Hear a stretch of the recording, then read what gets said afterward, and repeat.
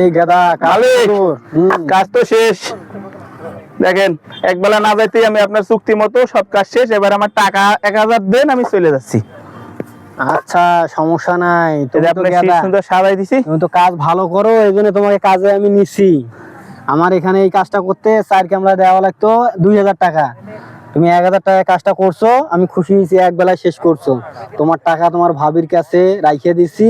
তোমার ভাবি মাংস রান্না করছে, মাংস দিয়ে খাওয়া দাওয়া কইরা আমার কথা বলে আরো 50 টাকা বকশিশ দিতে বলছে স্যার, দিয়ে তুমি নিয়ে চলে যাও। আপনাকে মতো ভালো কাম, আপনাকে মতো লোক তো পাওয়া যায় না মালিক।